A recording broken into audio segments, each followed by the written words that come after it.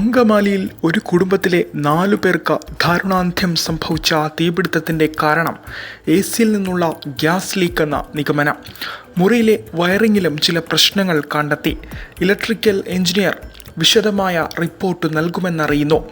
ഇതിനിടെ മരിച്ചവരുടെ പോസ്റ്റ്മോർട്ടം പൂർത്തിയായി.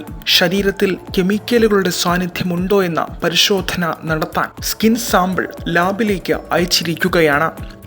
ബോധരഹിതരായതുകൊണ്ടാകാം രക്ഷപ്പെടാൻ സാധിക്കാത്തത് എന്നാണ് വിലയിരുത്തൽ. വ്യവസായിയായ ബിനീഷ് കുര്യൻ, ഭാര്യ അനു, മക്കളായ ജോവാന, ജസ്വൻ ബിനീഷ് എന്നിവരാണ് മരിച്ചത്. ഇരുനില വീടിൻ്റെ മുകൾ നിലയിലെ മുറിയിലായിരുന്നു ദമ്പതികളും 2 മക്കളും കിടന്നുറങ്ങിയിരുന്നത്. ഈ മുറിയിൽ മാത്രമാണ് തീപിടുത്തമുണ്ടായത്. മറ്റു മുറികളിലേക്കൊന്നും തീ പടർന്നിട്ടില്ല.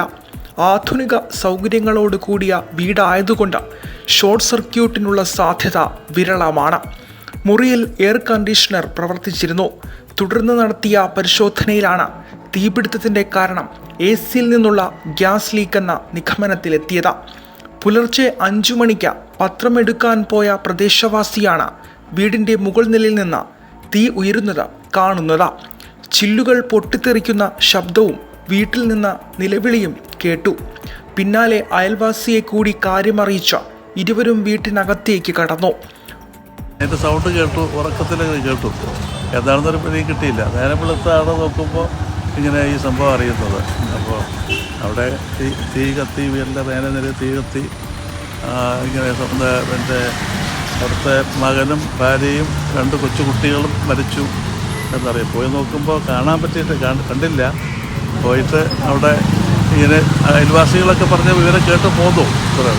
മുറിയുടെ ഡോർ ചവിട്ടി തുറക്കാൻ ശ്രമിച്ചെങ്കിലും സാധിച്ചില്ല.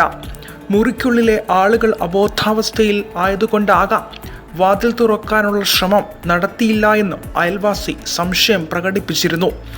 മരിച്ച 4 പേരെ കൂടാതെ അമ്മയും ബിനീഷിൻ്റെ കൃഷി നോക്കി നടത്തുന്ന അതിഥി തൊഴിലാളിയുമാണ് വീട്ടിലുണ്ടായിരുന്നത്.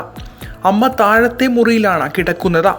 4 മണിക്ക് പ്രാർത്ഥനയ്ക്ക് എഴുന്നേറ്റപ്പോഴാണ് മുകൾ നിലയിലെ അപകടത്തെക്കുറിച്ച് അറിഞ്ഞത്. ഉടൻ അതിഥി തൊഴിലാളിയെ കൂടി വിളിച്ച് മുറിയിലേക്ക് വെള്ളമൊഴിച്ചെങ്കിലും തീ കെടുത്താൻ സാധിച്ചിരുന്നില്ല. News desk Mallu 1.